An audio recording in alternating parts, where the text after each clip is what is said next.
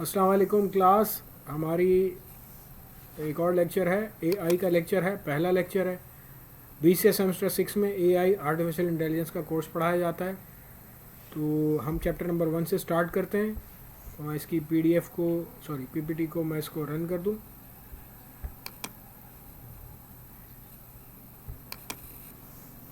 ठीक है। AI basically 20 से सेमेस्टर 6 का कोर्स है। ठीक है। इसमें 9 चैप्टर हैं। इसकी बुक जो है वो भी हम आपको बता देंगे, और अगर किसी को इसकी बुक देखनी हो तो देख ले जाके। आर्टिफिशियल इंटेलिजेंस की बुक है, राइटर उसका स्टुअर्ट रसल और पीटर नॉर्विग है। तो बड़ी आराम से पीडीएफ अवेलेबल है इंटरनेट पे, आप जाके देख सकते हैं। उन्हीं चैप्टर्स की ये स्लाइड्स हैं। हम स्टार्ट करते हैं चैप्टर नंबर 1 की स्लाइड को। What is AI? Basically AI क्या होती है? AI is intelligence demonstrated by machines unlike natural intelligence.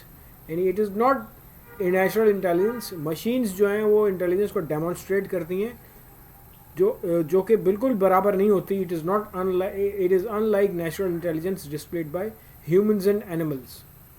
अच्छा, एनिमल्स और ह्यूमंस जो हैं they have got natural intelligence and machines have got artificial intelligence. Leading AI textbook define the field as the study of intelligent agents.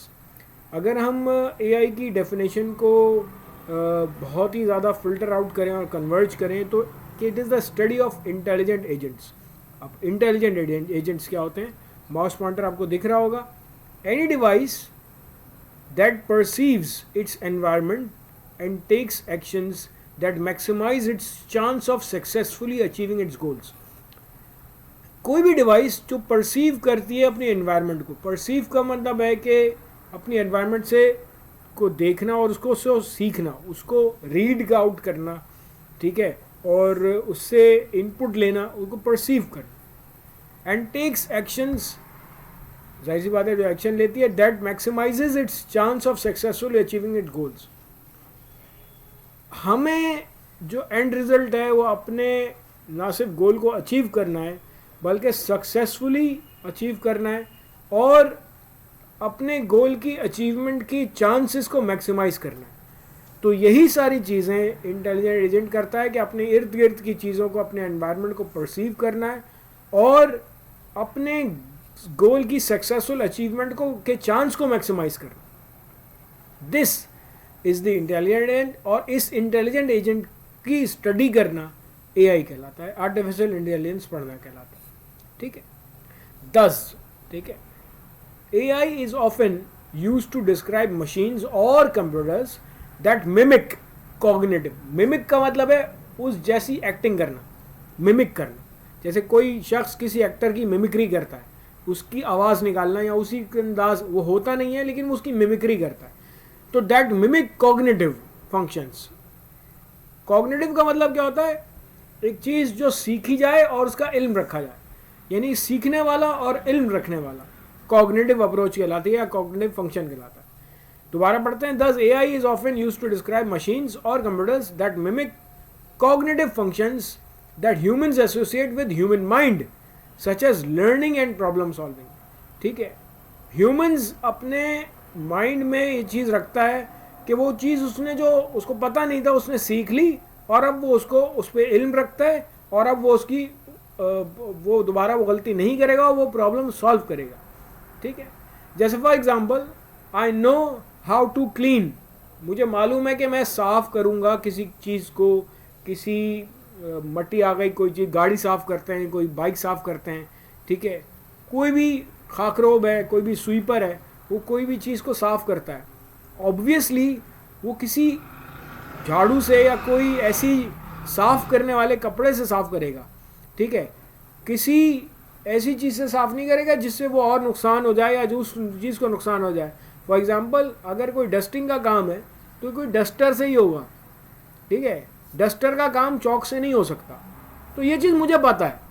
ये चीज़ computer सिखाना या किसी machine को सिखाना कि भाई अगर आपको कोई चीज़ क्लीन करनी है तो आप जो है वो उसको क्लीनिंग स्टफ़ से ही क्लीन करो। ठीक है, अगर उसके पास क्लीनिंग स्टफ़ नहीं है, फॉर एग्जांपल उसके पास स्क्रू ड्राइवर है, स्क्रू ड्राइवर से उसको क्लीन नहीं कर सकता। ये चीज़ उसको समझानी। This is the cognitive approach जो ह्यूमंस अपने माइंड के साथ एसोसिएट करते हैं। ओके, ठीक है, हम आगे चलते हैं।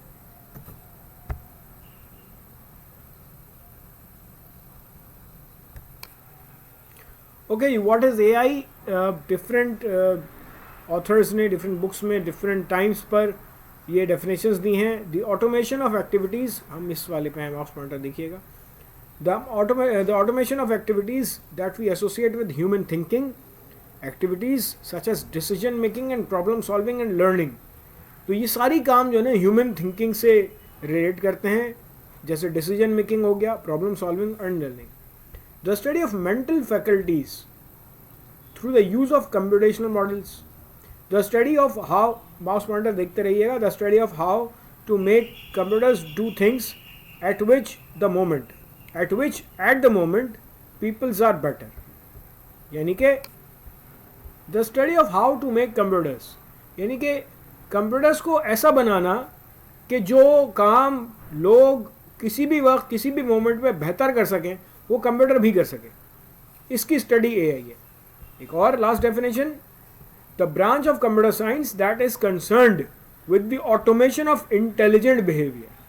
ठीक है, ऑटोमेशन का मतलब है कि किसी मशीन को ऑटोमेटिकली इंटेलिजेंट बिहेवियर सिखाना, बताना।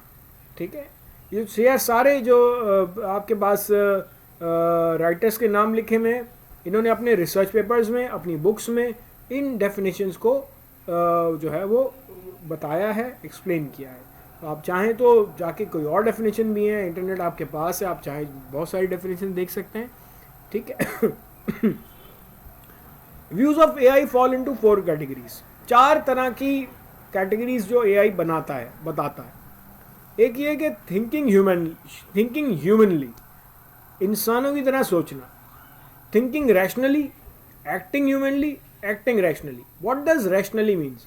रैशनली का मतलब ये है कि एक तो है कि सही बात करना, रैशनली का मतलब है उसको चूज करना, उस चीज़ को सेलेक्ट करना कि आप सही वक्त पे क्या बात कर रहे हो, कौन सी बात कर। तो एक्टिंग रैशनली का मतलब क्या है? एक्टिंग रैशनली का मतलब यह है कि अपने गोल को अचीव करने के लिए कभी कभार आप लॉजिकल थिंकिंग करते हैं, आप जो है वो ये देखते हैं कि करेक्ट इन्फ्रेंस करना। इन्फ्रेंस का मतलब है कि अपनी इर्द गिर्द के एनवायरनमेंट से हम लोग ये करते हैं कि अपनी इर्द गिर्द को एनवायरनमेंट को देखते हुए हम काम करते हैं। ठीक है, we are not time specific और वी आर, ठीक है, हम ये नहीं कि जी मैं काम किए जा रहा हूँ, थक ही नहीं रहा। मैं अपना गोल अचीव करता हूँ, करेक्ट इन्फ्रेंस करता हूँ। ठीक है, करेक्ट हाइपोथेसिस और करेक्ट जो है वो इन्फ्रेंसिंग करता हूँ, ताकि जो है मैं अपने गोल को मैक्सिमम टाइम में, मिनिमम टाइम में, मैक्सिमम चांस के साथ उसको अचीव कर सकूँ। तो हम करेंगे ये कि examining these things we will plump for acting rationally. Plump का मतलब क्या होता है? सेलेक्ट करना, चूज करना, बायसनेस करना, कि we will choose for acting rationally. ठीक है, हम ये देखेंगे कि एक्टिंग रैशनली कैसे किया जाता है मशीन्स में। अच्छा, व्हाट इज एआई? ये डेफिनेशन आप देख लीजिएगा। एआई की जो है द एम ऑफ एआई, इसमें जो काम की चीज़ है वो ये मैंने आपको स्लाइड में ये पिक्चर से डाली है, इंटरनेट से उठा के डाली है, जाहिर सी बात है। The aim of AI is to learn, adapt and think. ठीक है, लर्न करना, उसको अडाप्ट करना और उस पर सोचना कि उसको और कैसे बेहतर किया जाए। It must demonstrate behaviours we associate with human intelligence that can include any combination of the following. तो ये एक तरह के 6 पार्ट समझ लो एआई के बनाए इन लोगों ने, कि प्लान करना, ह्यूमंस प्लान करते हैं, प्रॉब्लम को सॉल्व करते हैं, रीजनिंग करना कि ये क्यों हुआ, इसकी रीज़न क्या है, लर्न करना, ठीक है, परसेप्ट करना, देखना, परसेप्शन करना, और रिकग्नाइज कर। ठीक है, ये सब चीज़ें ह्यूमंस कर रहे होते हैं। एक और इम्पॉर्टेंट चीज़ कि आर्टिफिशियल इंटेलिजेंस के डोमेन में मशीन लर्निंग आती है और मशीन लर्निंग के डोमेन में डीप लर्निंग आती है। व्हाट इज आर्टिफिशियल इंटेलिजेंस हम सब जानते हैं, एक और बार देख लेते हैं इसको। A field of science that is primarily associated concerned with getting computers to do tasks that would normally require human intelligence. ऐसी चीज़ जो कंप्यूटर्स करे जिसके लिए ह्यूमन इंटेलिजेंस रिक्वायर्ड हो, को कंप्यूटर को ऐसा बनाना जैसे कि ह्यूमन काम कर रहा है। Machine learning, a set of algorithms, AI की ब्रांच, एआई का डोमेन के अंदर आता है machine learning. A set of algorithms that allow computers to learn from data without being explicitly programmed. Explicitly का मतलब क्या है कि बगैर कोई प्रोग्रामिंग किए ऐसे एल्गोरिथम्स बनाना कि जो मशीन को, जो कंप्यूटर्स को सीखना सिखाएं कि how to learn from data, आपस की चीज़ों से, आप इधर इर्द गिर्द की चीज़ों को महसूस करते हुए, देखते हुए, विदाउट बीइंग, बगैर किसी और प्रोग्रामिंग के मशीन्स ऐसी इंटेलिजेंट हो जाएं। तो वो इंटेलिजेंट बनाने वाले एल्गोरिथम, ठीक है, उन सेट ऑफ एल्गोरिथम्स की स्टडी करना, उनको बनाना, उसको कहते हैं machine learning. Deep learning, a more recently developed set of learning techniques, ठीक है, मशीन्स को आपस में एक दूसरे के आपस में एक के बारे में जानना कि डीप लर्निंग ये कि मैं सिर्फ ये नहीं कि मैं क्या कर सकता हूँ कि कोई एक मशीन क्या कर सकती है। डीप लर्निंग का मतलब है कि आसपास वाली मशीन्स क्या कर सकती हैं, कौन सी मशीन ये प्रॉब्लम सॉल्व करेगी और कौन सी मशीन प्रॉब्लम सॉल्व नहीं करेगी। अच्छा, एक और मुझे पिक्चर मिली थी, अच्छी लगी, तो मैंने कहा डाल दूँ इसमें स्लाइड्स में। तो इसमें टाइम फ्रेम भी दिया हुआ है और डेफिनेशन भी आर्टिफिशियल इंटेलिजेंस की, any technique which enables computers to mimic human behaviour. Machine learning, AI techniques that give computers to the ability to learn without being explicitly programmed to do so. Deep learning, a subset of ML, machine language, which makes the computation of multi-layer neural networks feasible. ठीक है, यानी आपस में machine की interaction neural networks की को multi layer neural networks feasible ऐसी बनाना।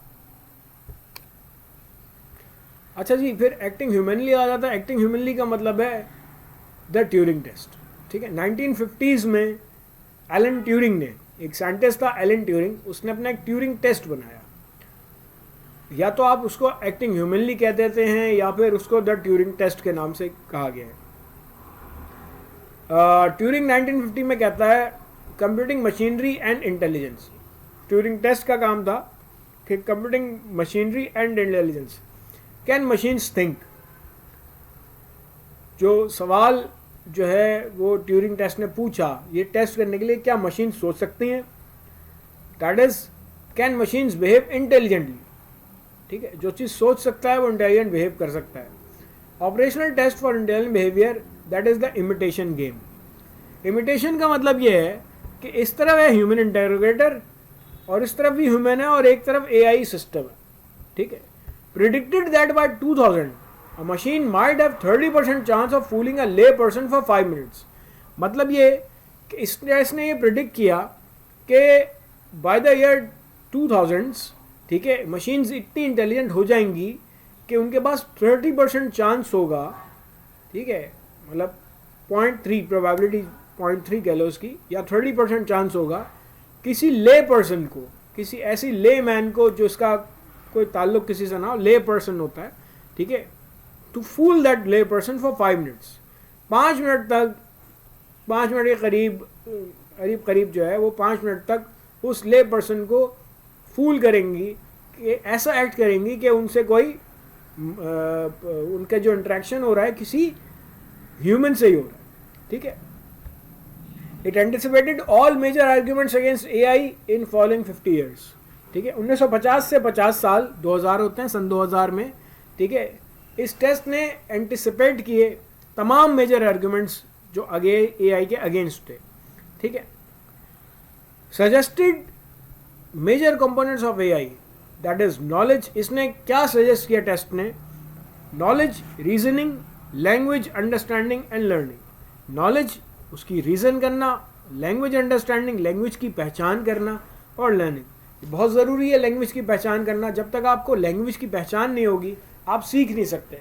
आपके सामने कोई एक ऐसा शख्स बात कर रहा है जो आपकी लैंग्वेज में बात नहीं कर रहा, आपको पता ही नहीं चलेगा कि वो क्या कह रहा है, ठीक है। तो अगर मैं यहाँ पे बात कर रहा हूँ उर्दू में, ठीक है, तो फॉर एग्जांपल अगर ये वीडियो जो है इंडिया जाती है तो इंडिया वाले भी जो है वो इस वीडियो को समझ सकते हैं क्योंकि मैं उनकी तकरीबन लैंग्वेज में बात कर रहा हूँ, ठीक है। या कोई और भी शख्स जिसकी लैंग्वेज उर्दू नहीं है, ठीक है, वो उर्दू समझता है तो वो मालूम है कि मैं क्या कह रहा हूँ। लेकिन अगर मैं यहाँ पे फ्रेंच बोलने लग जाऊँ या अरबिक बोलने लग जाऊँ तो सिर्फ ये वीडियो उन लोगों को समझ में आएगी जो फ्रेंच और अरेबिक जानते होंगे, ठीक है, उस पार्ट ऑफ द वर्ल्ड में समझ में आएगी, ठीक है। तो लैंग्वेज की अंडरस्टैंडिंग बहुत ज़रूरी है लर्निंग के लिए, नॉलेज और रीजनिंग के लिए, ठीक है। तो किसी भी मशीन को सबसे पहले लैंग्वेज की अंडरस्टैंडिंग की जाती है by using obviously some algorithms, ठीक है। एक बात बताता चलूँ यहाँ पे कि जो हमारा ये जो कोर्स है एआई का BCS सेमेस्टर 6 का, इसमें लैब नहीं है। तो अब क्यों नहीं है ये, इसका सवाल का जवाब हम बाद में देंगे, लेकिन फ़िलहाल इसमें लैब नहीं है। जब लैब अगर होती तो हम आपको उसके लैब के जो है वो एल्गोरिथम लिखना सिखाते, XML वगैरह में होती है इसमें, ठीक है। तो अभी नहीं है फ़िलहाल, तो जब होगा कभी किसी नेक्स्ट कोर्स में हम पढ़ाएंगे। फ़िलहाल इसी टॉपिक को लेके चलते हैं। प्रॉब्लम क्या है? The Turing test, mouse pointer देखिएगा आप लोग यहाँ पे। प्रॉब्लम क्या है? The Turing test is not reproducible, constructive और एमिनेबल टू मैथमेटिकल एनालिसिस, ठीक है। तो यहाँ बता दूँ, Turing test is not reproducible, वाज़ेह बात है। अब तो रिप्रोड्यूस नहीं हो सकता, दोबारा से उसको नहीं प्रोड्यूस किया जा सकता। कंस्ट्रक्टिव भी नहीं है, और एमिनेबल का मतलब है कि तैयार या जो कंट्रोल्ड हो मैथमेटिकल एनालिसिस से, ठीक है। मैथमेटिकल एनालिसिस कुछ और होती हैं जो एग्जैक्ट फैक्ट्स एंड फिगर्स होती हैं, और ट्यूरिंग फैक्ट्स जो है ट्यूरिंग टेस्ट जो है वो मैथमेटिकल एनालिसिस के इज़ नॉट लाइक दैट, ठीक है। It is not controlled by mathematical analysis. तो ये ट्यूरिंग टेस्ट बना ही इसलिए था कि एक ह्यूमन इंटरोगेटर ये ना पहचान सके कि मेरे सवाल का जवाब एक ह्यूमन दे रहा है या कोई एआई सिस्टम दे रहा है, ठीक है। तकरीबन 5-6 मिनट तक उसको फूल कर सके किसी लेमैन पर्सन को, ठीक है, कि वी कुड नॉट गैस के ये आइदर एंड पे जो है वो एक मशीन है या कोई जीता जागता इंसान ह्यूमन है। तो इस चैप्टर 1 को कंटिन्यू करेंगे अपने अगले लेक्चर में। तो फ़िलहाल जो है हम यहाँ से आपसे विदा लेते हैं। तो इंशाल्लाह मिलेंगे एआई के लेक्चर नंबर 2 में, जिसमें हम पढ़ेंगे चैप्टर 1 के ही बाकी सब चीज़ें, ठीक है। टिल देन टेक केयर, अल्लाह हाफिज़।